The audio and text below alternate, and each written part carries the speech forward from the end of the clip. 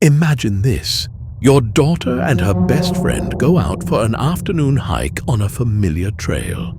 You kiss her goodbye, expecting to see her at dinner. But evening comes, and she doesn't return. The hours stretch into a sleepless night, then a desperate search. And 2 days later, your worst fears are confirmed. Their lifeless bodies are found in the woods, innocence stolen in a way that defies comprehension. But there's something else. One of the girls, in a moment of unimaginable bravery, left us a clue, an audio recording of the suspect. 2 chilling words, "down the hill," a voice that echoes in your mind, but gives no face, no name. This is the story of Abigail Williams and Libby German, 2 girls whose courage helped us inch closer to the truth even after years of silence. Today, I'm asking you to walk this path with me. Let's piece together the clues, follow the dead ends, and uncover the breakthrough that finally gave us answers. This is their story. Let's solve it together. It was a Monday afternoon, February 13th, 2017, in Delphi, Indiana. Abby Williams, 13, and her best friend, Libby German, 14, decided to spend their day off from school hiking on the Monon High Bridge Trail, a popular spot for locals. They were dropped off by Libby's sister, Kelsey, around 1:30 p.m. They walked the trails, snapped photos, and shared them on social media. One of those photos, Libby's Snapchat post of Abby walking across the Monon High Bridge, would become a haunting timestamp, marking their last known moments. When the girls didn't show up at the pickup point later that afternoon, their families knew something was wrong. Search parties were formed. Flashlights scanned the trails, and their names echoed into the night. But there was no sign of them. Then, on February 14th, everything changed.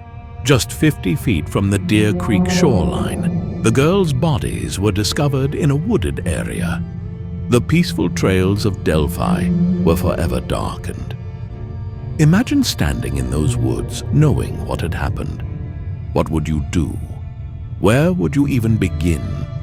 Let's take the first step.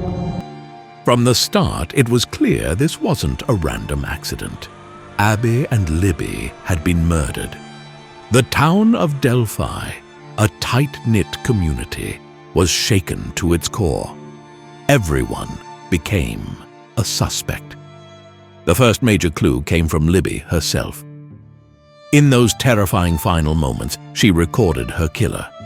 On her phone was a short audio clip, "Down the hill."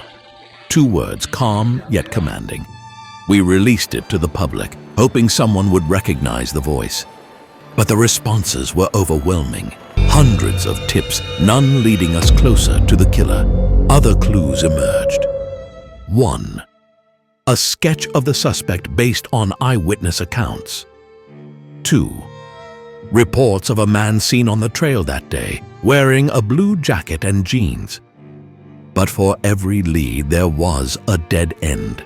No matches, no breakthroughs. Days turned into weeks, then months, and the trail went cold. But this case wasn't just another file on the shelf. It was personal, for the families, for the town, and for me. The years that followed weren't easy. For Abby and Libby's families, the pain was unbearable. Libby's grandparents, Mike and Becky Patty, became the public face of the case. They organized vigils, spoke to the media, and kept their granddaughter's memory alive. Abby's mother, Anna, channeled her grief into hope, refusing to let the case fade from public memory. The town of Delphi came together in ways we hadn't seen before. But the questions lingered. Who could do this? Why? Each year, as the anniversary approached, the weight of those unanswered questions grew heavier. For me, this wasn't just a case. It was a promise to find the person who took Abby and Libby's lives. But as the years passed, I started to wonder, was justice even possible? 6 years later, in 2023, a name finally surfaced. Richard Allen, a local resident, someone who had lived among us all this time. What led us to him? It was a combination of old evidence and fresh analysis. Forensic advancements allowed us to trace an unspent bullet found near the scene back to Allen's firearm. When we revisited the audio recording, Allen's voice matched the chilling words, "down the hill." But there was more. Allen had been seen near the trail on the day of the murders. Every piece of evidence began pointing to him.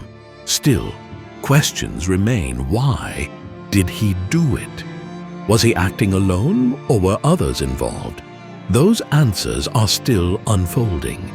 What do you think? Is it possible for someone to live a double life, hiding such darkness for years? Could there be more to this story?